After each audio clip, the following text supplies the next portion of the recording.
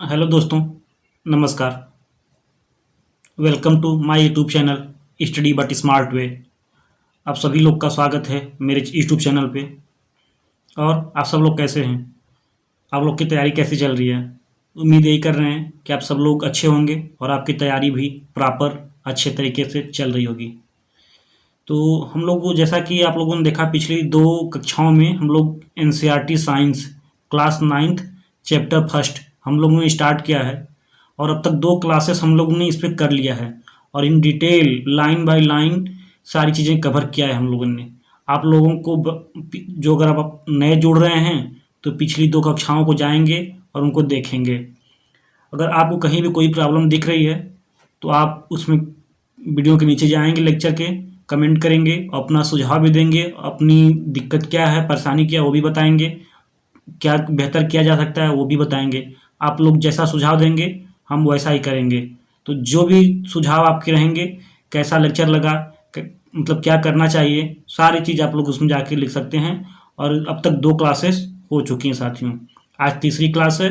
और आइए हम लोगों ने अब तक क्या क्या पढ़ा है उस पर एक रिवीजन लेते हैं। और सबसे बड़ी बात कि वीडियो चैप्टर कंप्लीट करने में थोड़े 2-3 क्लासेस हो ही जाएंगे। तो अगर आपको मतलब रिवीजन लेना है तो आप 1.2 या 1.5 या 2 एक्सेल पे करके आप वीडियो को देख सकते हैं। ये जरूरी नहीं कि आप नॉर्मल स्पीड पे ही देखें, आप स्पीड बढ़ा लीजिए, 1.5 स्पीड कर लीजिए, 2.0 स्पीड कर लीजिए। तो आप करके अपना लेक्चर कंप्लीट कर सकते हैं, अपने क्लासेस को कंप्लीट कर सकते हैं, उसमें कोई पाबंदी नहीं है। और आपको जितनी भी क्वालिटी में वीडियो चाहिए, 144 में चाहिए, 240 में चाहिए, 380 में चाहिए, जिसमें भी चाहिए वीडियो आपको अवेलेबल है। और ये वीडियो आपको रात में 10:30 बजे अपलोड कर दिए जाते हैं। तो आप लोग आइए और 10:30 बजे जब आप लोग आएंगे तो वीडियो प्रीमियर होता है। आप उसमें लाइव कमेंट की भी अवेलेबिलिटी है, सुविधा है। तो आप उसमें लाइव कमेंट भी कर सकते हैं। तो जो भी साथी हैं आइए लाइव कमेंट करिए, आपके क्वेरी का, आपके प्रॉब्लम्स का सलूशन दिया जाएगा उस चैट में। कमेंट बॉक्स में भी कर देंगे तो हम सारे कमेंट पढ़ते हैं, आप सब लोग का सारे चीज़ हल किए जाएंगे जो भी दिक्कतें होंगी। तो आइए बिना देरी किए हम लोग कुछ रिवीजन लेते हैं, पिछले क्लासों के जो क्लासेस हम लोग पढ़े हैं उसका रिवीजन लेते हैं। तो हम लोगों ने चैप्टर स्टार्ट किया था कि देखेंगे साथियों कि जब हम लोगों ने चैप्टर स्टार्ट किया तो चैप्टर था हमारे आसपास के पदार्थ, मैटर इन आवर सराउंडिंग्स, जिसमें हम लोगों ने पदार्थ के बारे में पढ़ना शुरू किया था कि पदार्थ क्या होता है, पदार्थ की परिभाषा क्या होती है, पदार्थ में आकार कैसे होते हैं, ये सतत होते हैं या बालू की रेत की तरह होते हैं या लकड़ी की तरह समान होते हैं। तो हम लोगों ने देखा कि नहीं, ये बहुत ही सूक्ष्म होते हैं, ये आकार में बहुत सूक्ष्म होते हैं, जिनकी कल्पना भी हम लोग नहीं कर सकते, ये नग्न आँखों से दिखाई भी नहीं देते हैं। फिर हम लोगों ने पदार्थ की परिभाषा देखी। पदार्थ की परिभाषा में हम लोगों ने देखा कि जो वस्तु का द्रव्यमान होता है और एक आयतन घेरती है, एक स्थान घेरती है, वो पदार्थ है। हम लोगों ने परिभाषा भी देखा था। फिर उसके बाद हम लोग आ गए थे पदार्थ के कैरेक्टरिस्टिक्स पे, उसके गुण पे पदार्थ के। तो पदार्थ के कैरेक्टरिस्टिक्स पे हम लोगों ने साथियों देखा, 3 गुण देखे थे। पहला गुण क्या था? पहला गुण ये था कि पदार्थ के कणों के बीच रिक्त स्थान पाए जाते हैं। दूसरा गुण क्या था साथियों? दूसरा गुण ये था कि पदार्थ के कण निरंतर गतिशील रहते हैं। तीसरा था कि पदार्थ के कण आपस में आकर्षण बल लगाते हैं। तो ये हम लोगों ने पदार्थ के कैरेक्टरिस्टिक्स देखे थे। उसके बाद हम लोग आ गए थे साथियों, तो इतनी चीज़ हम लोग देखे हुए थे। और उसके बाद हम लोग आ गए थे पदार्थ के अवस्थाओं पे।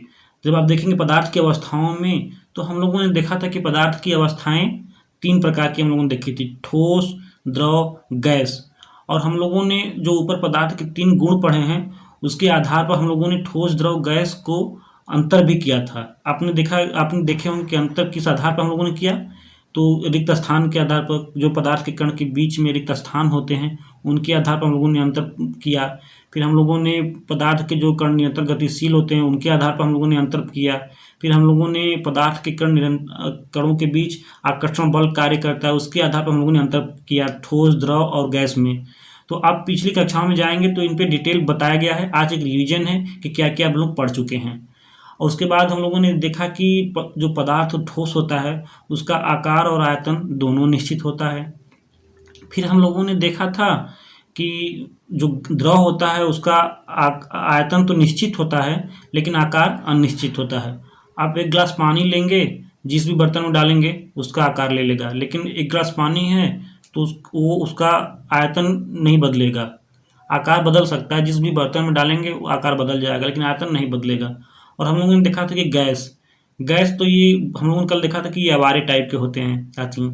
मतलब वज्र अवारे जो गांव के लोग मिलते हैं कहीं, मतलब गांव के लोग नहीं, मतलब शहरों में भी गांव में भी जो दो चार मिल जाएंगे उन्हीं की तरह गैस भी होता है। तो ये इसका दोनों अनिश्चित है, ना आकार निश्चित है ना आयतन निश्चित है, दोनों अनिश्चित है। तो हम लोगों ने अब तक ये चीज़ें देख ली थी साथियों। उसके बाद आप लोग देखेंगे कि हम लोग क्या क्या देखे थे। उसके बाद हम लोग आगे बढ़ जाए थे। आगे हम लोग आज क्या देखना है, हम लोग को देखना है कि क्या पदार्थ अपनी अवस्था बदल सकता है। जब हम लोगों ने देखा था कि साथियों कि पदार्थ क्या अपनी अवस्था बदल सकता है, इस पर आप क्वेरी नहीं है कि पदार्थ अपनी अवस्था कैसे बदलता है। आप लोग देखे होंगे तो बताइए पदार्थ अपनी अवस्था कैसे बदल सकता है। पदार्थ मान लीजिए जल है, तो जल अपनी अवस्था कैसे बदलता है। और जल अवस्था अपनी बदलता है तो मतलब उसके कणों के बीच में क्या मतलब दिक्कतें होती हैं, उनके कणों के बीच में क्या होता है होगा कि वो अपनी अवस्था बदल लेता है। तो आइए आज हम सब वही वही चीज़ें हम लोगों को पढ़नी है हम लोगों को साथियों। देखिए स्टार्ट करते हैं। देखिए बोल रहा है कि क्या पदार्थ अपनी अवस्था को बदल सकता है। ओके साथियों, देखिए हम क्या करें, अपने प्रेक्षण अपने प्रयोग में हम जानते हैं कि जल पदार्थ की तीनों अवस्थाओं में रह सकता है। हम लोगों ने अभी तक नॉर्मल जीवन में आप लोग घर में रहते होंगे, आपके घर में फ्रिज होगा, ठीक है साथियों, और खाना तो डेली बनता ही होगा चूल्हे पे गैस पे। तो आप लोग देखेंगे जो जल है वो जल तीनों अवस्थाओं में पाया जाता है। आप उसको ज़्यादा गर्म करेंगे तो वो वाष्प हो जाएगा गैस के रूप में। आप उसको फ्रिज में रख देंगे तो ज़्यादा ठंडा होकर वो बर्फ सॉलिड हो जाएगा। तो जो बर्फ है वो तीनों अवस्थाओं में आपको मिलेगा। जल जल तीनों अवस्थाओं में आपको समान रूप से मिलता है, यह एक ऐसा है। आइए देखिए क्या बता रहा है आगे, क्या कहना चाह रहा है। देखिए क्या कह रहा है कि ठोस जल के बारे में, ठोस जैसे बर्फ, मतलब जल को अगर आप फ्रिज में रख देंगे तो ठोस हो जाएगा जैसे बर्फ। फिर द्रव, जल तो खुद ही द्रव है, लिक्विड है। एवं उसके बाद क्या कह रहा है, गैस, अगर गैस जल को ज़्यादा गर्म कर देंगे तो जल वाष्प हो जाएगा। तो हम लोगों ने देखा कि जल तीनों फॉर्म में तीनों रूप में मिलता है। ठोस होगा तो भी मिलेगा बर्फ के रूप में, लिक्विड तो वो है ही, और जब उसको ज़्यादा हीट देंगे तो वो जलवाष्प के रूप में, गैस के रूप में बदल जाएगा। तो देखिए आगे क्या कह रहा है कि अवस्था बदलने के दौरान पदार्थ के अंदर क्या होता है। आपके अंदर होगा ना क्या, जब जल अपनी अवस्था बदलता है, बर्फ होता है या फिर जल वाष्प होता है, तो उसके पदार्थ के अंदर क्या होता होगा, अवस्था बदलने के दौरान क्या होता होगा। एक क्यूरियोसिटी आ रही है वो अंदर ना। फिर आगे देखिए क्या कह रहा है, सारी चीज़ें शांत कराई जाएंगी। अगर आपके अंदर क्यूरियोसिटी आ रही है कि ऐसा क्यों होता होगा, उसमें क्या परिवर्तन होता होगा, तो आगे बढ़ाया जाएगा। आप अपनी क्वेरी को शांत रखिए, सारी चीज़ें कंप्लीट कराई जाएंगी। अवस्था के परिवर्तन से पदार्थ के कणों पर क्या प्रभाव पड़ता है। बता रहा है कि देखिए पहला क्या बोला कि अवस्था बदलने के दौरान पदार्थ के अंदर क्या होता होगा, तो जब उसने अवस्था बदला तो पदार्थ के अंदर क्या हुआ होगा। फिर कह रहा है कि अवस्था परिवर्तन से पदार्थ के कणों पर क्या प्रभाव पड़ा होगा। फिर उसके कणों पर क्या प्रभाव पड़ा होगा। फिर क्या कह रहा है, क्या हम इन प्रश्नों का उत्तर नहीं खोजना चाहिए, जरूर खोजना चाहिए। और कैसे खोजेंगे, आगे पढ़ के, आगे अध्याय में आगे बढ़ के देख के कि आगे इसमें क्या है। तो आइए देखिए क्या कह रहा है। देखिए कह रहा है क्रियाकलाप, हम लोग को प्रयोग, इसको प्रयोग पढ़ने के लिए हम लोग आपको हम फिगर से समझाते हैं, जो फिगर इसमें दिया हुआ है। देखिए क्या बोल रहा है। ये कह रहा है कि हमने एक बीकर ले लिया, ये ग्लास है, इसको बीकर बोलते हैं। ये कह रहा है ना बीकर, देखिए बीकर, इसमें हम लोगों ने ये बर्फ ले लिया, बर्फ के टुकड़े ले लिए। देखिए बिना इसको फिगर को समझे भी आप लाइनों को नहीं समझ पाएंगे, तो पहले फिगर को समझते हैं फिर हम लोग लाइन को पढ़ेंगे, सारे आंसर आपको मिल जाएंगे। तो देखिए जब इसमें बर्फ ले लिया, लिखा हुआ है बर्फ, और हम लोगों ने नीचे इधर बर्नर ले लिया। चूल्हे पर आप लोग बर्नर देखे होंगे सब लोग, जो जलता है गैस पे। और हम लोगों ने ये थर्मामीटर ले लिया, देखिए थर्मामीटर भी लिखा हुआ है। और हम लोगों ने नीचे से अभी जो नॉर्मल टेम्परेचर है ये भी 0 डिग्री है, अभी तो 0 डिग्री ही है। ओके साथियों, यहाँ पे तो 0 डिग्री ही नहीं है, और यहाँ थर्मामीटर पे भी 0 ही डिग्री शो करेगा। ओके साथियों, क्यों शो करेगा? क्योंकि हम लोगों ने बर्फ का कांच का टुकड़ा लिया है। लेकिन जब हम लोग यहाँ पे अगर आग लगा दें, नीचे बर्नर में आग लगा दें, अभी बर्नर में हम लोगों ने आग नहीं लगाया था, लेकिन अब हम लोग बर्नर के नीचे आग लगा देंगे। अब ये धीरे धीरे यहाँ ऊष्मा देने लगा। अब ऊष्मा देने लगा तो आपको क्या लग रहा है कि अब ये थर्मामीटर में जो है वो बढ़ जाएगा? थर्मामीटर का जो तापमान जो बढ़ जाएगा? नहीं बढ़ेगा। क्यों नहीं बढ़ेगा? क्योंकि ये बर्फ जो है ना, ये बर्फ 0 डिग्री पे जम गई है, और ये जब तक ये बर्फ पूरी तरह से पानी न हो जाए, ये जो बर्फ है जिसमें बर्फ रखा गया है, ये पूरी तरह से जल अवस्था में न परिवर्तित हो जाए, तब तक ये जो थर्मामीटर है उसका टेम्परेचर नहीं बढ़ेगा, उसका डिग्री सेल्सियस कुछ भी नहीं बढ़ेगा। लेकिन हाँ, जेवे ही ये बर्फ पूरी तरह जल में बदल जाएगा, उसके बाद 1 डिग्री 2 डिग्री 3 डिग्री करके ये इसका तापमान बढ़ने लगेगा। तो आपने पूरी बात समझी? ये जब तक बर्फ रहेगा, क्योंकि बर्फ ठोस है तो उसके कण पास पास में है। जब हम लोग नीचे से आग लगाएंगे, उष्मा देंगे, तो उसके कण दूर दूर दूर दूर भागेंगे, दूर दूर जाएंगे। उसके बाद क्या होगा कि जब दूर दूर जाएंगे तो और ठोस से लिक्विड फॉर्म में आएगा। जब पूरी तरह से वो लिक्विड में आ जाएगा, तब उसके बाद धीरे धीरे उसका टेम्परेचर बढ़ने लगेगा। बढ़ते बढ़ते एक टेम्परेचर ऐसा आएगा जहाँ से वो जलवाष्प में परिवर्तित हो जाएगा। ओके साथियों, तो आप लोग कुछ भी रखेंगे ठोस, जब तक उसके कण जो हैं वो गतिज ऊर्जा को प्राप्त कर लेंगे, और वो धीरे धीरे दूर होने लगेंगे, और तब तक दूर हो जाएंगे जब तक वो द्रव अवस्था में न आ जाए। ओके साथियों, तो आइए पढ़ते हैं। ये वही फिगर में वही समझाना चाह रहा है, आप लोग पढ़ लेंगे फिगर को। ये जो लाइन है इसमें पूछ रहा है, बस वही सिंपल सा समझाना चाह रहा है। आइए आगे ये देखिए क्या कह रहा है। कह रहा है कि ठोस के तापमान को देखिए क्या कह रहा है। कह रहा है कि ठोस के तापमान को बढ़ाने पर उसके कणों की गतिज ऊर्जा बढ़ जाती है। जैसे हम लोगों ने बर्फ लिया था, बर्फ में जब हम लोगों ने उष्मा दिया तो उसके कणों की जो गतिज ऊर्जा है बढ़ जाएगी, और जब गतिज ऊर्जा बढ़ जाएगी तो उसके कण दूर दूर दूर दूर हटने लगेंगे, मतलब जो कण पास पास थे वो दूर हटने लगेंगे। फिर आगे देखिए क्या कह रहा है कि गतिज ऊर्जा में वृद्धि होने के कारण कण अधिक तेजी से कंपन करने लगेंगे।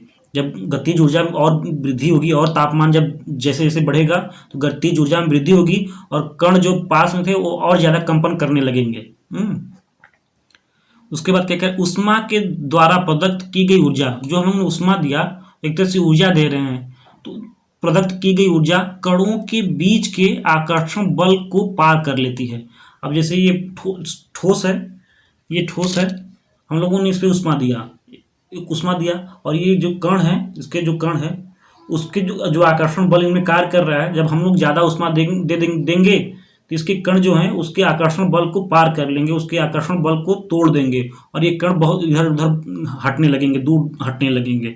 ओके साथियों, फिर देखिए क्या कह रहा है, इसी कारण कण अपने नियत स्थान को छोड़कर अधिक स्वतंत्र होकर गति करने लगते हैं। मतलब इसी कारण जब आकर्षण बल कमजोर पड़ जाता है कणों के बीच में, तो जो कण होते हैं वो स्वतंत्र होकर अपना नियत स्थान छोड़कर वो स्वतंत्र हो जाएंगे और गति करने लगते हैं स्वतंत्र होकर। फिर आगे देखिए क्या बोल रहा है। आगे बोल रहा है कि क्या बोलते, कहाँ तक गति करने लगते हैं। ऐसी अवस्था आती है, एक ऐसी अवस्था आती है जब ठोस पिघल कर द्रव में परिवर्तित हो जाता है। आप देखेंगे कि जब हम लोगों ने जब हम लोगों ने उष्मा दिया, तो ये धीरे करते पिघलते समय के बाद वो ठोस द्रव में आ जाएगा। तो वही बोल रहा है कि एक ऐसी अवस्था भी आती है जब ठोस पिघल कर द्रव में परिवर्तित हो जाता है। जिस उसके बाद देखिए क्या बोल रहा है। देखिए कह रहा है कि न्यूनतम तापमान पे, देखिए कह रहा है जिस न्यूनतम तापमान पर ठोस पिघल कर द्रव बन जाता है वह इसका गलनांक कहलाता है। ओके साथियों, आप लोग नहीं समझेंगे, इसको मोस्ट इंपॉर्टेंट में लगाइएगा, आपके लिए क्वेश्चन आ सकता है कि किसी भी एग्जाम में, चाहे आप कॉम्पिटिटिव एग्जाम की तैयारी कर रहे हैं, चाहे वनडे एग्जाम की तैयारी कर रहे हैं, चाहे बोर्ड की एग्जाम की तैयारी कर रहे हैं, आपके लिए क्वेश्चन आ सकता है। पूछेगा कि गलनांक क्या होता है, आप लोग से पूछ लेगा कि गलनांक क्या होता है।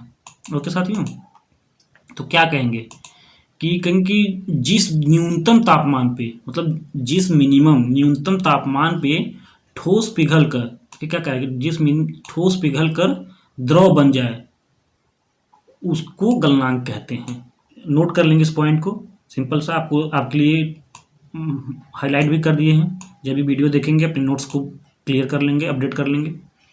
फिर देखिए क्या बोल रहा है, किसी ठोस का गलनांक उसके कणों के बीच के आकर्षण बल के सामर्थ्य को दर्शाता है। किसी ठोस के गलनांक उसके कणों के बीच के, मतलब कौन सा ठोस किस तापमान पे मतलब पिघलेगा, अपने अवस्था को परिवर्तित करेगा, वो उसके गलनांक उसके आकर्षण बल को दिखाता है कि उसके कणों के बीच में कितना आकर्षण बल है। ठीक है साथियों, उसके बाद देखिए क्या बोल रहा है, बोल रहा है कि बर्फ का गलनांक 273.15 केल्विन है। बर्फ का जो गलनांक है 273.15 केल्विन। आप सिंपल सा फार्मूला याद करेंगे, के सी 273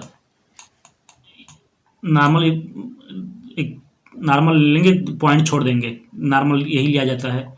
तो अब के सी 273 एक फार्मूला याद कर लेंगे और यहाँ पे बराबर दे देंगे और यहाँ पे प्लस का निशान दे देंगे।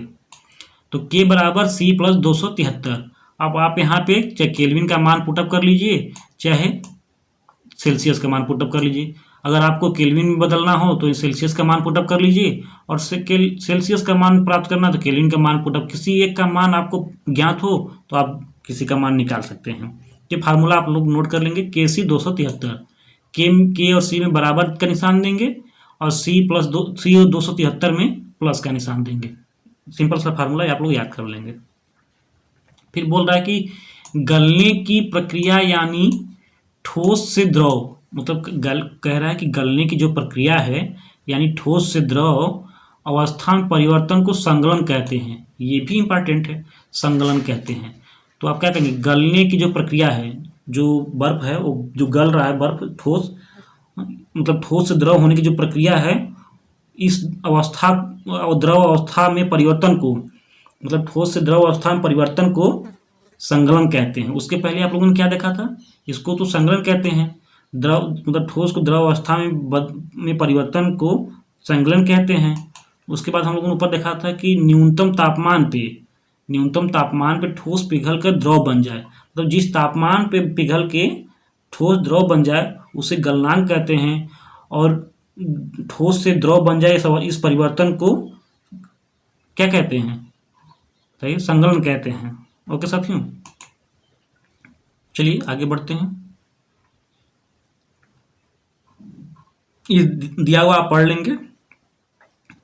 अगर मान लीजिए कि अगर आपसे यहाँ बात कर लिया जाए कि 0 डिग्री सेल्सियस में कितने केल्विन होते होंगे, अगर आपसे ये बात कर लिया जाए कि 0 डिग्री सेल्सियस में कितना केल्विन होगा, तो आपने क्या पढ़ा था, के सी प्लस 273। आपने यहाँ बराबर का निशान दे दिया। अब मान पुटअप करेंगे, 0 डिग्री सेल्सियस मतलब यहाँ 0 कर लेंगे और के, और यहाँ पे 273 हो जाएगा। देखिए तो आपने 0 डिग्री का मान रख दिया और यहाँ पे 273 लिख दिया, तो क्या 0 डिग्री में 273 केल्विन होगा। आपने सिंपल सा ये फार्मूला, कहीं भी अगर केल्विन के बारे में कोई जानना मान दिया है तो केल्विन का मान पुटअप कर लेंगे तो सेल्सियस का मान निकल के चला आएगा, ये साइड भेज के माइनस कर लेंगे, तो ऐसे ही निकाल लेंगे आप। आगे बहुत सारे ज्ञान आपको प्रैक्टिस के लिए दिए गए हैं चैप्टर में, आप लोग करेंगे पीछे। फिर देखिए क्या बोल रहा है, फिर बोल रहा है कि हम लोगों ने क्या बोला था कि एक जिसमें ठोस द्रव में परिवर्तित होता है, इस अवस्था को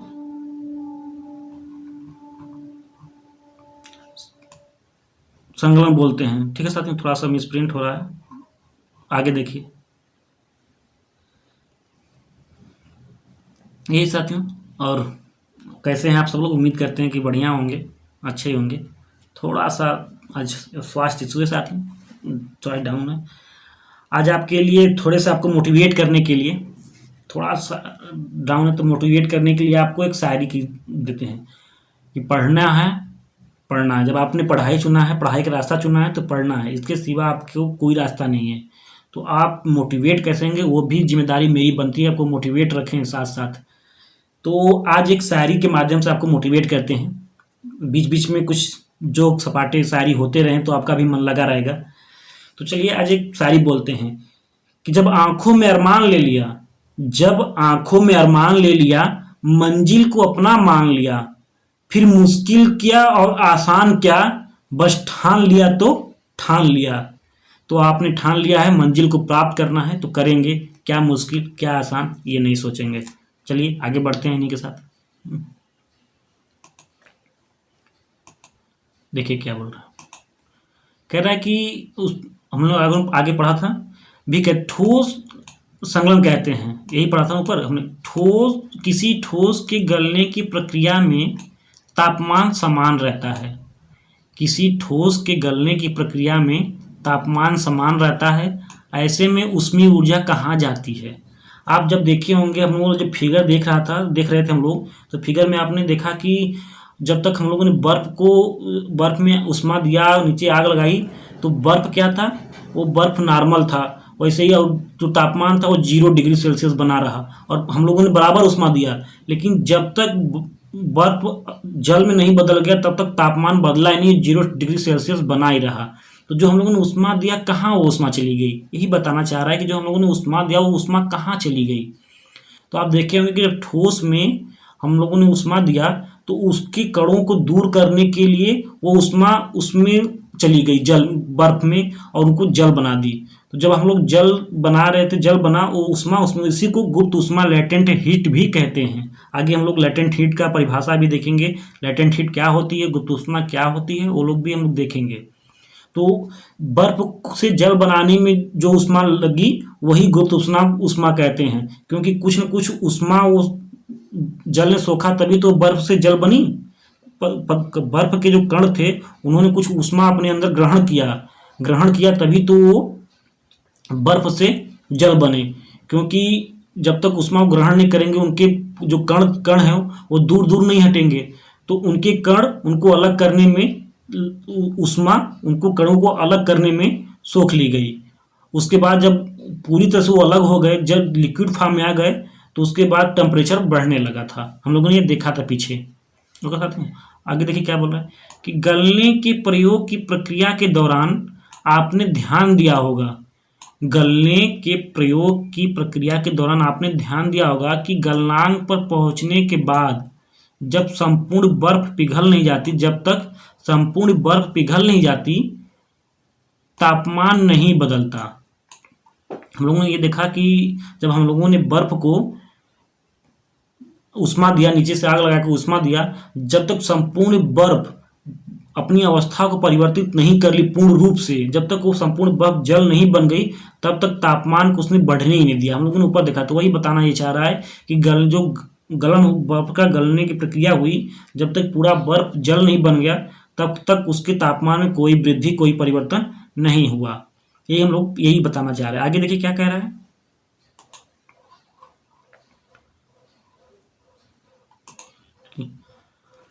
आपने ध्यान दिया होगा कि गलनांक, तापमान नहीं बदलता। फिर हम लोगों ने देखा बीकर को उष्मा प्रदान करने के बावजूद भी ऐसा होता है। हम लोगों ने बीकर को भी उष्मा दिया और जब तक कोई फर्क नहीं पड़ा, लेकिन तब क्यों नहीं फर्क पड़ा, क्योंकि बर्फ जब तक पूर्ण रूप से जल में नहीं परिवर्तित हो जाएगा तब तक उस तापमान में कोई परिवर्तन, कोई फर्क नहीं महसूस होगा, नहीं पड़ेगा उस पर। आगे कणों के पारस्परिक आकर्षण बल को वशीभूत करके, कणों के पारस्परिक आकर्षण बल को वशीभूत करके पदार्थ की अवस्था को बदलने में इस उष्मा का उपयोग होता है। वही हम लोग बता रहे थे ना कि जब वो पदार्थ जो ठोस था बर्फ, उसको जल में आने के लिए जो उष्मा अवशोषित कर ली गई, उसी उष्मा को बताना चाह रहा है ये। चूंकि तापमान में बिना किसी तरह की वृद्धि दर्शाए उष्मीय ऊर्जा को बर्फ अवशोषित कर लेती है। बस यही बात हम लोगों ने कहा ना कि जब तापमान में जो वृद्धि, जो थर्मामीटर हम लोग लगाए थे उसमें बिना वृद्धि दर्शाए जो बर्फ होती है इस उष्मा को अवशोषित कर लेती है। उष्मीय ऊर्जा को, उष्मा दी तो ऊर्जा होती है तो उसको अवशोषित कर लेती है। यह माना जाता है कि बीकर में ली गई सामग्री में छुपी रहती है। तो हम लोग जो उस एक माना जाता है कि जो हम लोगों ने उष्मा दिया, जो उसमें ऊर्जा दिया, वो बीकर में ली गई सामग्री, जो ठोस सामग्री हम लोगों ने लिया है, उसमें वो जाके छुप जाती है और उसको धीरे धीरे उनके कणों को दूर करती है और अवस्था परिवर्तित कराती है। ओके साथियों।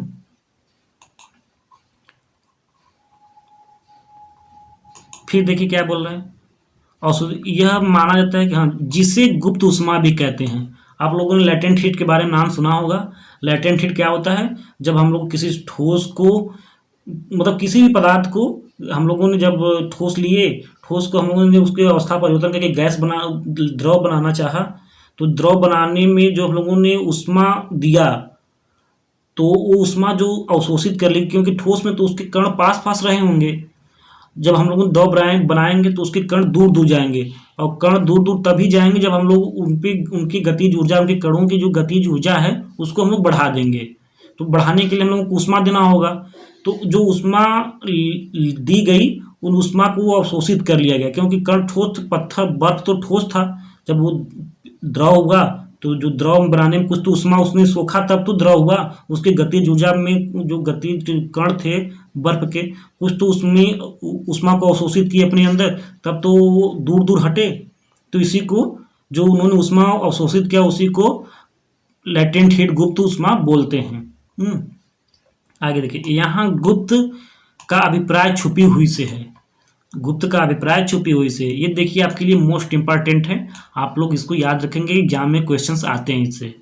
बोला है कि वायुमंडलीय दाब पर, जो वायुमंडल आपके ऊपर है, नाइट्रोजन, ऑक्सीजन, ठीक है, इस वायुमंडलीय दाब पे 1 kg, कह रहा है कि वायुमंडलीय दाब पे 1 kg ठोस को उसके गलनांक पर द्रव में बदलने के लिए जितनी ऊष्मीय ऊर्जा की आवश्यकता होती है, उसे संगलन की सुषुप्त ऊष्मा कहते हैं। अब आपसे पूछ लिया जाए कि गलनांक क्या होता है, ठीक है साथियों। बोला कि वायुमंडलीय दाब पर 1 kg ठोस को उसके गलनांक पर द्रव में बदलने के लिए, उसके गलनांक पर द्रव में बदलने के लिए जितनी ऊष्मा खर्च होती है, उसे संगलन की प्रसुप्त ऊष्मा कहते हैं। प्रसुप्त ऊष्मा या गुप्त ऊष्मा, यही बोल रहा है साथियों। तो क्या बोलते हैं? उसे गुप्त ऊष्मा या प्रसुप्त ऊष्मा कहते हैं। अर्थात देखिए क्या कहें, अर्थात 0 डिग्री सेल्सियस, हम लोगों ने के सी 273 हम लोगों ने ऊपर पढ़ा था, उसके आधार पर आप लोग कर लेंगे। तो 0 डिग्री सेल्सियस में कितना आता है? 273 केल्विन, ऊपर हम लोगों ने किया भी था। और आपको भी प्रैक्टिस अभ्यास में बहुत सारे क्वेश्चंस मिल जाएंगे बुक्स में, और हम कराएंगे भी। जब चैप्टर कंप्लीट होगा तो आपके साथ प्रैक्टिस सीरीज भी लेके आ जाएगा। पर जल की देखिए क्या बोला, अर्थात 0 डिग्री सेल्सियस पर जल के कणों की ऊर्जा उसी तापमान पर बर्फ के कणों की ऊर्जा से अधिक होती है। देखिए क्या कहना चाह रहा है, कह रहा है कि उसी तापमान पे, बर्फ भी 0 डिग्री पे था, जल भी 0 डिग्री पे है, और उसमें लेकिन जल का तापमान अधिक होगा। क्यों? क्योंकि बर्फ जो है उसके कण पास पास थे, ठीक है, वो पास पास थे, एकदम मिले हुए थे ऐसे। लेकिन जल के कण, जब बर्फ के कण दूर दूर गए होंगे, तब तो वो लिक्विड फॉर्म में अवस्था परिवर्तन किया होगा। इसीलिए कहीं ना कहीं जब वो अवस्था परिवर्तन तब किया होगा जब वो कुछ न कुछ उसके कण उष्मा को अवशोषित किए होंगे। तो 0 डिग्री सेल्सियस पे जल और 0 डिग्री सेल्सियस पे बर्फ, लेकिन जल का जो तापमान होगा बर्फ की अपेक्षा ज्यादा होगा। क्यों ज्यादा होगा? क्योंकि उसने उष्मा अवशोषित कर लिया है। ओके। बोल रहा है कि जब जब हम जल में उष्मीय ऊर्जा देते हैं, जब हम जल में उष्मीय ऊर्जा देते हैं तो कण अधिक तेजी से गति करते हैं। बोल रहा है कि जब हम जल में उष्मीय ऊर्जा देते हैं तो अधिक तेजी से गति करते हैं।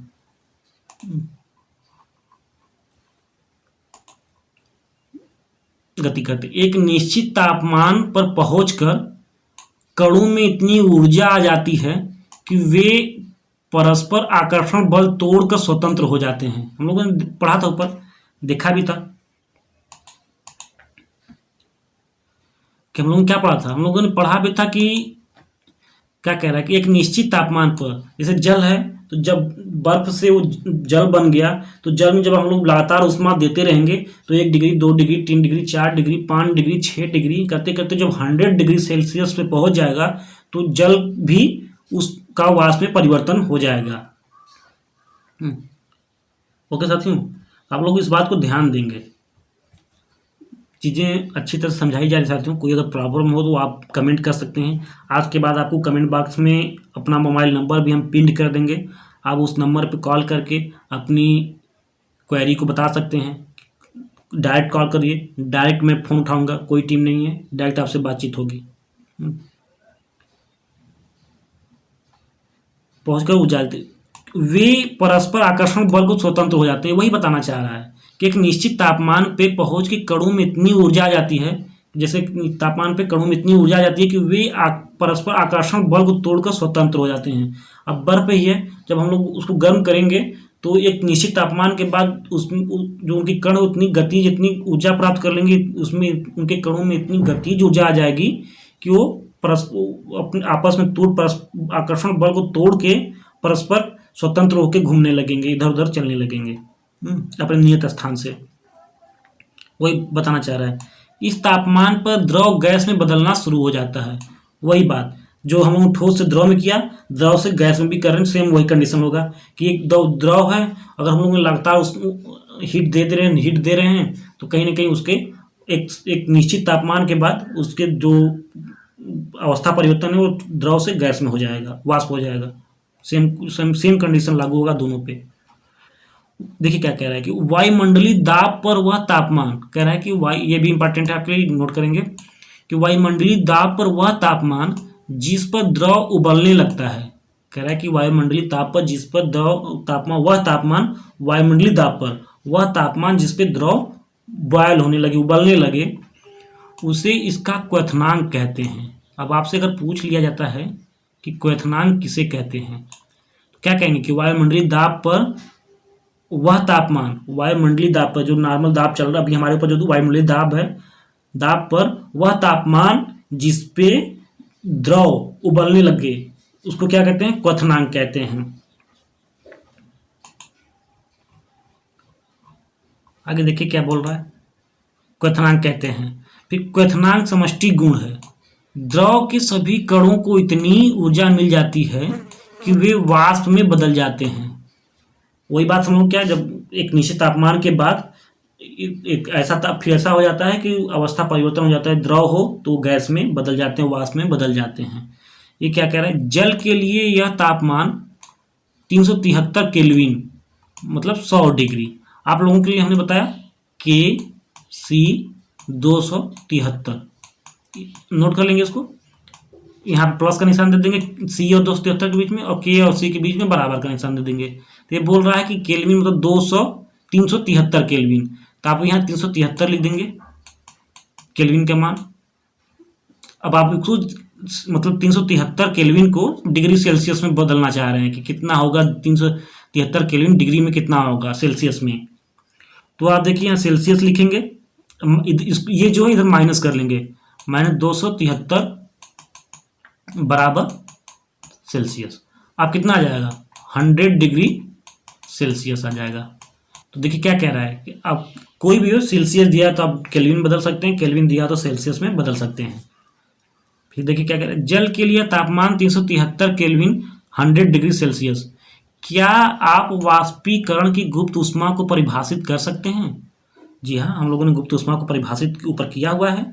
आप सिंपल सा जाएंगे तो आप बस क्या क्या कर देंगे, आप जो ऊपर जाएंगे तो जहाँ दिया हुआ था गलनांक वहाँ क्वथनांक कर देंगे, जहाँ ठोस दिया हुआ था वहाँ द्रव कर देंगे, द्रव रहेगा तभी तो वाष्पीकृत होगा। आप जहाँ ठोस, ऊपर हम लोगों ने लिखा हुआ था ना कि वायुमंडलीय दाब पर 1 केजी ठोस को उसके गलनांक पर द्रव में बदलने के लिए जितनी ऊर्जा की आवश्यकता होती है, उसकी ऊर्जा की आवश्यकता उसे गुप्त ऊष्मा कहते हैं। ठीक है, तो अब यहीं पे हम लोगों ने उसको वाष्पीकरण की गुप्त ऊष्मा के लिए हम लोग प्रयोग कर लेंगे। तो उसमें क्या कर लेंगे, जहाँ ठोस है वहाँ द्रव कर लेंगे, जहाँ गलनांक है वहाँ पे क्वथनांक कर लेंगे, और जहाँ पे संगलन है वहाँ पे क्या कर लेंगे, गुप्त ऊष्मा कर लेंगे, वाष्पीकरण कर लेंगे। ठीक है साथियों, तो बस इतना ही सी बात है। हम लोगों ने जो ऊपर डिफिनेशन देखा था बस उसमें वर्ड परिवर्तन की जरूरत है। वर्ड परिवर्तन क्या है, आप ठोस की जगह द्रव कर लेंगे, गलनांक की जगह क्वथनांक कर लेंगे और संगलन की जगह वाष्पीकरण कर लेंगे। ओके साथियों, फिर देखिए उसी तरह परिभाषित कीजिए जैसे हमने संगलन की प्रसुप्त ऊष्मा को परिभाषित किया है। ऊपर हम लोगों ने संगलन की प्रसुप्त ऊष्मा को परिभाषित तो किया है, बस वहीं पे क्या है, संगलन की जगह वाष्पीकरण लिख देंगे, ठोस की जगह द्रव लिख देंगे और गलनांक की जगह क्वथनांक लिख देंगे, काम हो जाएगा। फिर देखिए क्या कह रहा है, फिर कह रहा है कि कणों में उसी तापमान पर पानी के कणों की अपेक्षा अधिक ऊर्जा होती है। क्या बोला था, इधर नीचे लिखा हुआ है, थोड़ा सा देखना पड़ेगा। हाँ, अर्थात लिखा कि प्रस्तुत ऊष्मा परिभाषित तापमान पर भाप अर्थात वाष्प, कह कि अर्थात वाष्प के कणों में उसी तापमान पर, एक मिनट साथियों थोड़ा सा पानी पी लेते हैं। आप लोग चैनल को भी सब्सक्राइब करेंगे साथियों।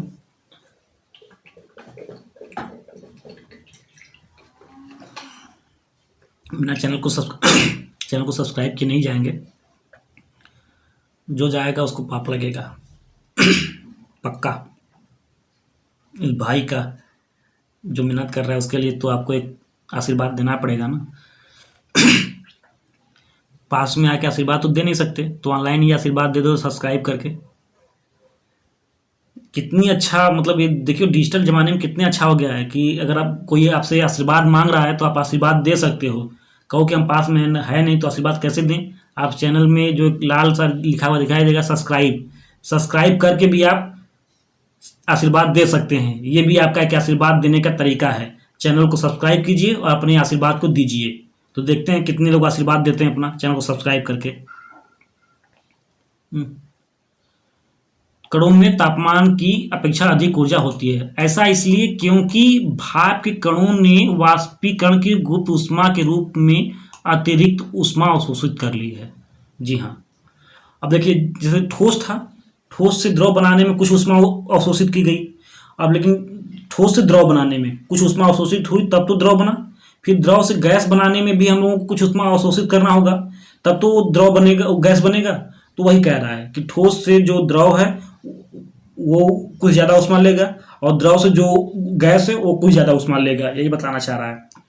देखिए क्या कह रहा है कि ठोस अवस्था द्रव, ठोस को द्रव, द्रव से गैस, और इधर क्या कह रहा है, गैस को जब ऊष्मा देंगे तो द्रव में बदल जाएगा, फिर ऊष्मा देंगे तो गैस में बदल जाएगा, फिर अगर गैस को ठंडा करेंगे तो द्रव में बदल जाएगा और द्रव को ठंडा करेंगे ठोस में बदल जाएगा।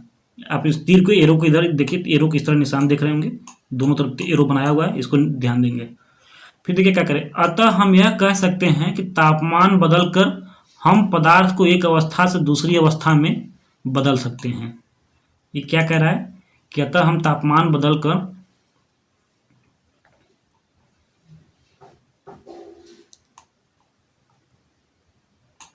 कह रहा है कि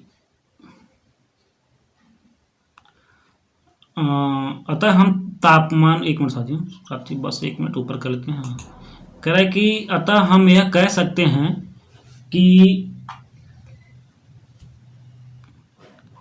तापमान बदलकर हम पदार्थ की एक अवस्था से दूसरी अवस्था में परिवर्तित कर सकते हैं, बदल सकते हैं। आपने देखा कि हमने ठोस को तापमान दिया, ऊष्मा दिया तो द्रव में हो गया, द्रव को ऊष्मा दिया तो वो गैस में हो गया। तो वही बता रहा है, कहता हम ये कह सकते हैं कि तापमान,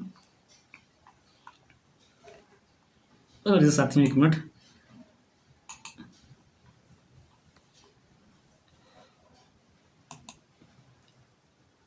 अब देखिए क्या हमने सीखा कि गर्म करने पर पदार्थ की अवस्था बदल जाती है। हमने सीखा कि गर्म करने पर पदार्थ की अवस्था बदल जाती है। गर्म होने पर ठोस द्रव और द्रव से गैस बन जाता है। लेकिन कुछ ऐसे भी पदार्थ हैं जो द्रव अवस्था में परिवर्तित हुए बिना ही ठोस अवस्था से सीधे गैस में और वापस ठोस में बदल जाते हैं। आप लोगों ने क्या देखा, हम लोगों ने देखा कि ठोस को हम लोगों ने ऊष्मा दिया तो द्रव हो गया, द्रव को हम लोगों ने ऊष्मा दिया तो गैस हो गया। लेकिन कुछ ऐसे भी पदार्थ हैं जो कि ठोस से सीधे गैस में और गैस से सीधे ठोस में भी परिवर्तित होते हैं, बीच में द्रव बनते ही नहीं हैं। और ऐसे कौन कौन से पदार्थ हैं, आइए हम लोग नीचे देखते हैं। देखिए क्या बताना चाह रहा है, देखिए क्या कह रहा है। देखिए आपको यहाँ एक नेफ्लिन की गोली मिलती होगी। नेफ्लिन की गोली जो हम लोग अलमीरा बॉक्स में रखते होंगे, नेफ्लिन की गोली। हम्म, ये देख लीजिए, नेफ्लिन की गोली होती होगी। अमोनियम क्लोराइड, जो कि ये जो चीज़ें हैं, दो चीज और भी चीज़ें हैं, आप सर्च कर लीजिए गूगल पे, नहीं तो आपको बता दिए जाएंगे नेक्स्ट वीडियो में। ओके साथियों, कि इनको क्या है कि जब इनको हम लोग उष्मा देते हैं तो ये द्रव नहीं बनते, ये सीधे गैस बन जाते हैं। और जब हमको ठंडा करते हैं तो ये सीधे ठोस बन जाते हैं, ये द्रव बनते ही नहीं है। इनको क्या, इस प्रक्रिया क्या कहा जाता है? ऊर्ध्वपातन, सब्लिमेशन।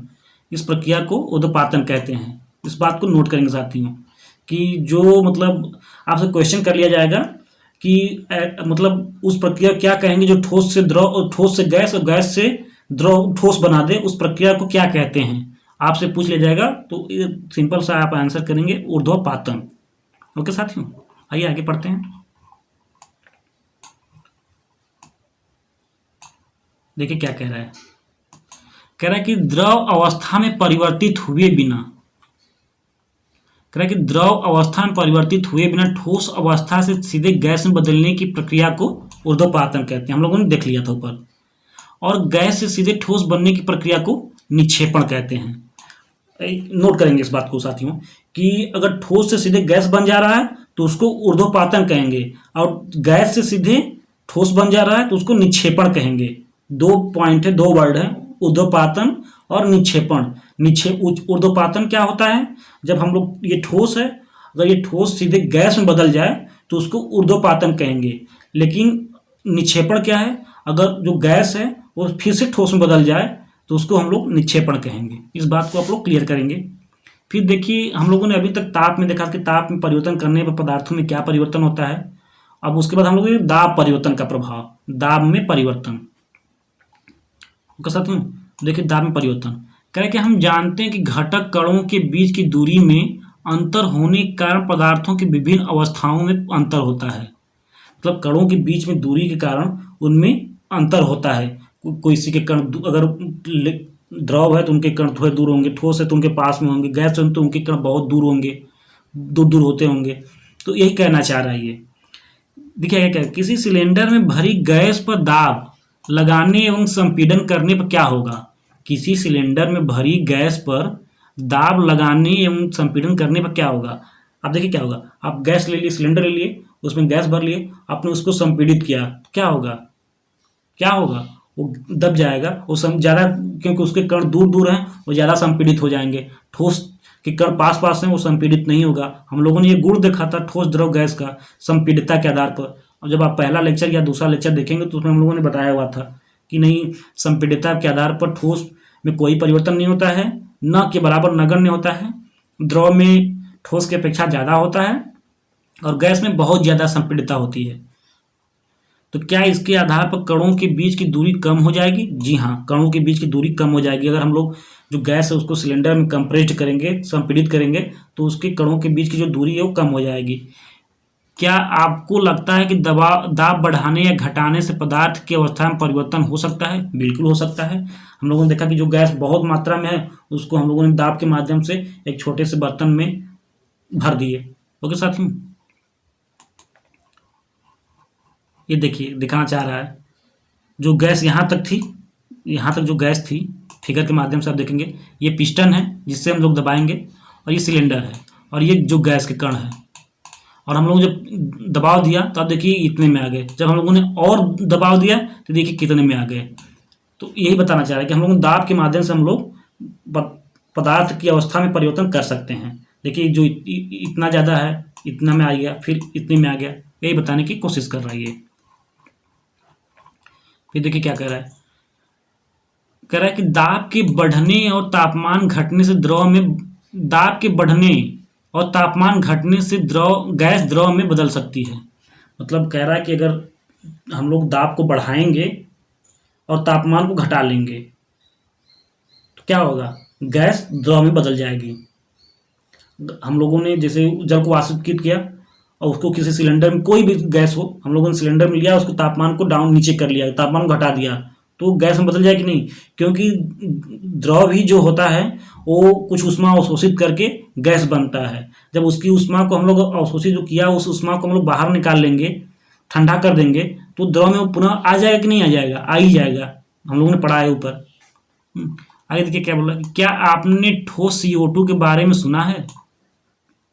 कह रहा है कि क्या आपने ठोस CO2 के बारे में, देखिए मेरा पीसी खराब हो गया साथियों, आप लोग चैनल को सब्सक्राइब करिए साथियों, कुछ तो कंटेंट आपके लिए बनाना पड़ता है और ये काम नहीं कर रहा है, क्योंकि लैपटॉप लेना है।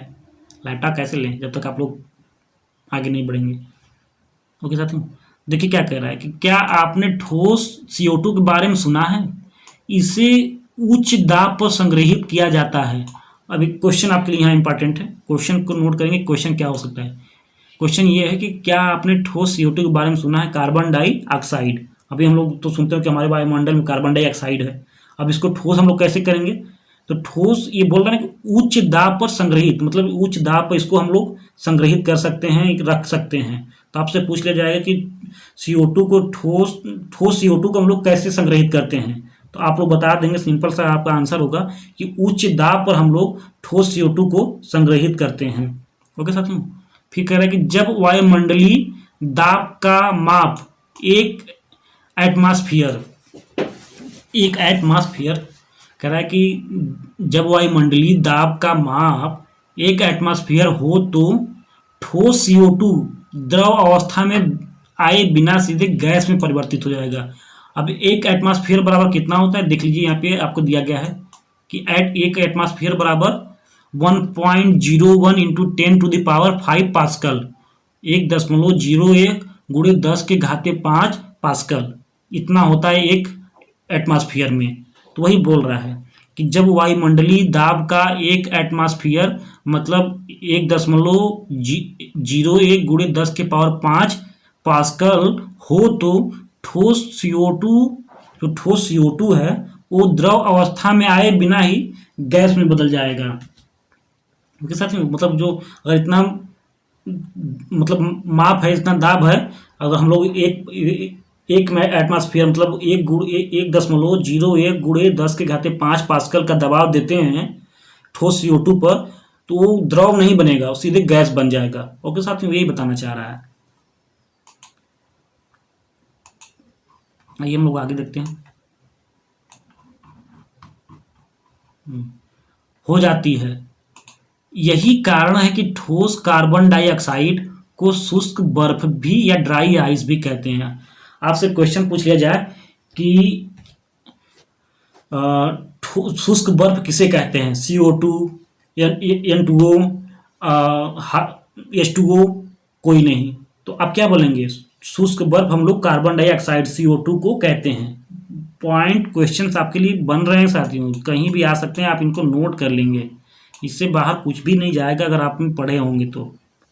वो साथियों देखिए क्या कि इस तरह से हम कह सकते हैं कि पदार्थ की अवस्थाएं यानी ठोस, द्रव, गैस दाब और तापमान के द्वारा तय की जा सकती हैं, तय होती हैं। तो हम लोग क्या, अभी हम लोग जो तापमान के आधार पर देखा, दाब के आधार पर देखा, तो हम लोग अब निष्कर्ष पर क्या पहुंचे? हम लोगों ने देखा कि जो पदार्थ की अवस्थाएं हैं ठोस, द्रव, गैस, वो दाब और तापमान के द्वारा तय की जाती हैं। ओके साथियों, आगे देखिए क्या कह रहा है, इसको याद रखेंगे साथियों। देखिए क्या कह रहा है, द्रव से ये एरो निशान ध्यान रखेंगे साथियों। एरो क्या बताना चाह रहा है? एरो नहीं ध्यान देंगे तो आप कोई मतलब नहीं रहेगा। देखिए द्रव जो है, द्रव को आप इस एरो को देखेंगे, देखिए आप एक जमना लिखा हुआ है, तो ठोस द्रव से ठोस में जब ठंडा करेंगे तो ठोस हो जाएगा द्रव को, जब संकलन करेंगे तो पुनः द्रव में बदल हो जाएगा। ओके साथियों, इधर देखिए, जब द्रव को हम लोग संघनन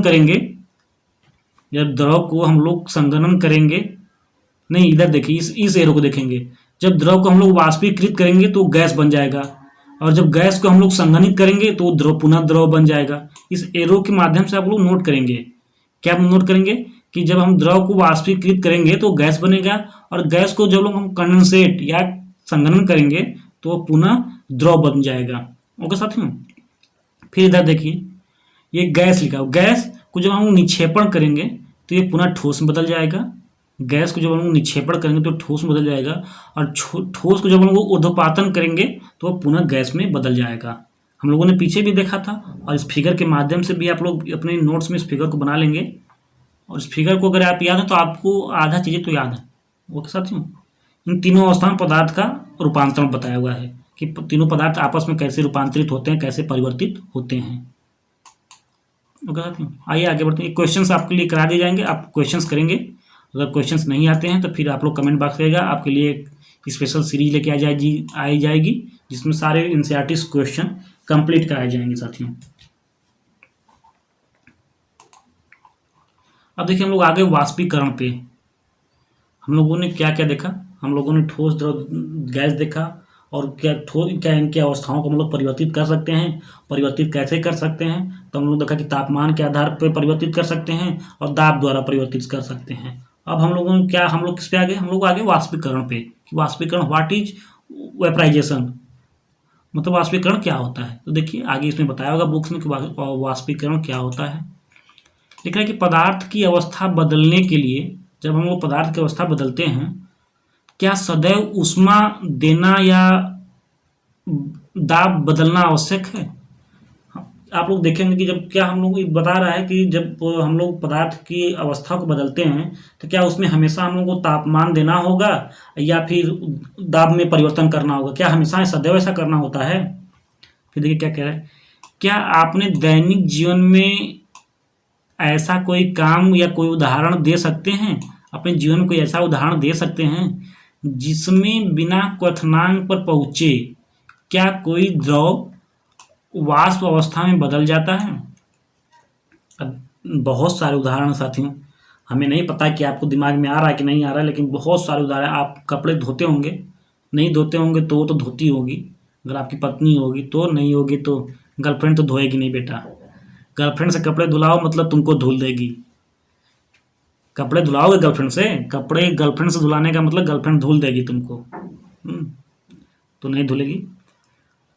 तो कपड़े धुलते हो, कपड़े धुल के आप जाके हैंगर पर टांग दिए, और जब टांगेंगे तो वो क्या होता है, वो सीधे वाष्प में परिवर्तित हो जाता है। ओके साथियों, उसके लिए ना तो कोई परिवर्तन हो, धीरे धीरे वाष्प में परिवर्तित हो जाता है। जल को खुला छोड़ देने पर धीरे धीरे वाष्प में परिवर्तित हो जाता है। आप जल रख लीजिए नॉर्मल रूम में, वो धीरे धीरे वाष्पित हो जाता है, उसको सदैव उष्मा देने की जरूरत नहीं होती है, ना ही दाब में परिवर्तन करने की जरूरत होती है, एक उसका नेचर है, वो यही बताना चाह रहा है वो।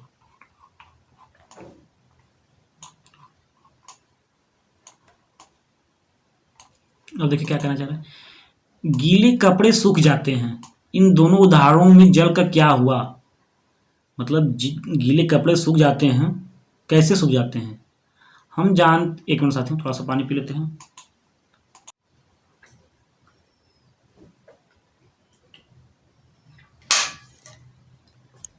बहुत गर्मी है। हम जानते हैं कि पदार्थ के कण हमेशा गतिशील होते हैं और कभी रुकते नहीं हैं। एक निश्चित तापमान पर गैस, द्रव या ठोस के कणों में विभिन्न मात्रा में गतिज ऊर्जा होती है। देखेंगे कि एक निश्चित तापमान पे, चाहे वो गैस हो, द्रव हो, ठोस हो, उनके कणों में विभिन्न मात्रा में गतिज ऊर्जा होती है। द्रवों में सतह पर स्थित कणों के कुछ अंशों में इतनी गतिज ऊर्जा होती है कि वे दूसरे कणों के आकर्षण बल से मुक्त हो जाते हैं। ये क्या कहना चाह रहा है कि मान लीजिए आपका ये बर्तन है, ठीक है, और आपने यहाँ तक पानी भर लिया है, तो जो इसकी ये सतह है, इस पर इतनी गतिज ऊर्जा हो जाती है कि ये अपने बाकी कणों से मुक्त हो जाते हैं, कि गतिज ऊर्जा इतनी ज़्यादा होती है कि मुक्त हो जाते हैं और ये वाष्पीकृत हो जाते हैं, अवस्था परिवर्तित कर लेते हैं। और ये परिवर्तन कहाँ होता है, इनकी सतह पे होता है, ना कि यहाँ से शुरू हो जाएगा। ये यहाँ से सतह से शुरू होगा और यहाँ से ये वाष्पीकृत होना शुरू हो जाएंगे, यही कहना चाह रहा है।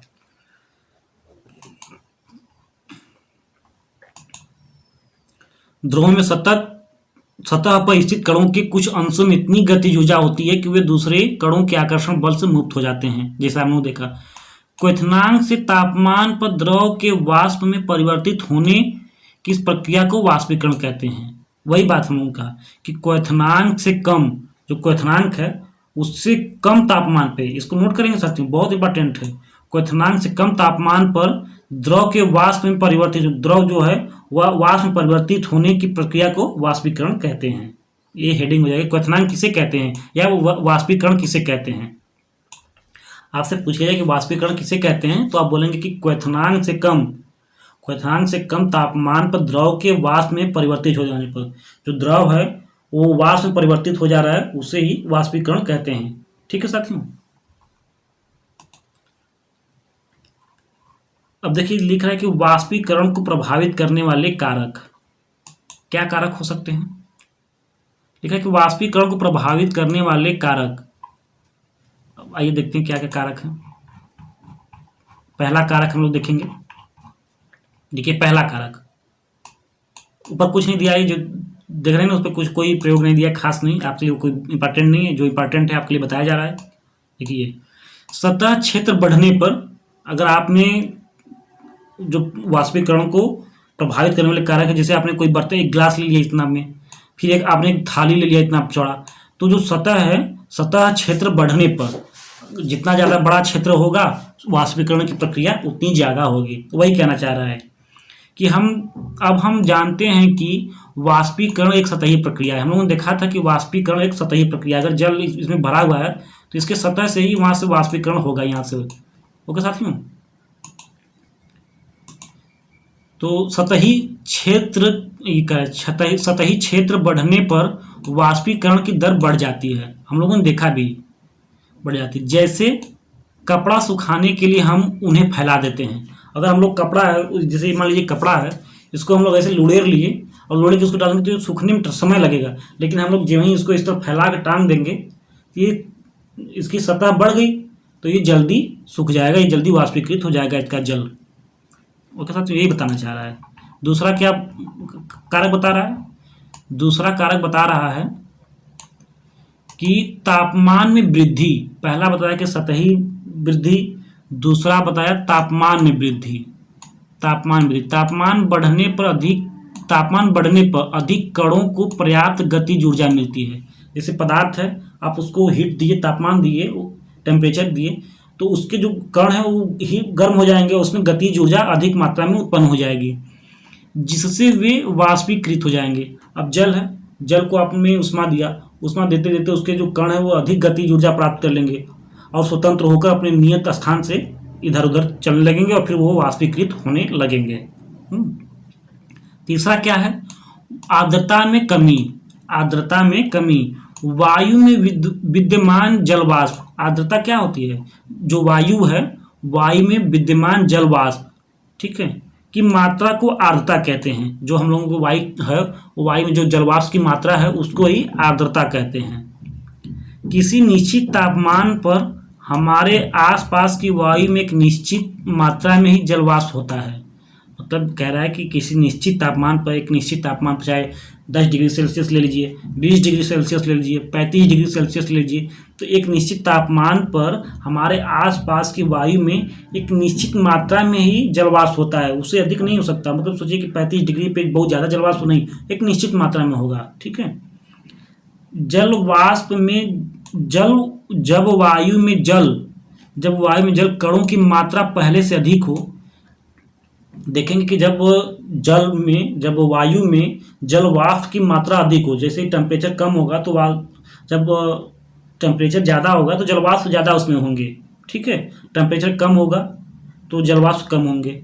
आपने इक्वेटर, जब ज्योग्राफी पढ़ेंगे तो इक्वेटर पर देखेंगे जो भूमध्य रेखी कंट्रीज हैं, जो भूमध्य रेखा पे दिन भर उसमें वाष्पीकरण होता है, क्योंकि सूर्य की जो किरणें होती हैं इक्वेटर पे वो सीधी लंबवत पड़ती हैं, तो जब उस पर दिन भर बहुत उष्मा मतलब वाष्पीकरण होता है, लेकिन जब शाम होती है 4 बजे तो वाष्पीकरण बंद हो जाता है, तो बहुत तेज बारिश होती है। तो वहाँ डेली 4 बजे, 3 बजे, 4 बजे, 5 बजे के आसपास बहुत मूसलाधार बारिश होती है इक्वेटर पे। ऐसा क्यों होता है, दिन भर वाष्पीकरण होता रहता है, वाष्पीकरण टेम्परेचर ज़्यादा रहता है तो वाष्पीकरण बहुत ज़्यादा होता है, लेकिन जब ही शाम होती है तो बहुत मूसलाधार बारिश होती है। ये डेली का रूटीन है इक्वेटर पे,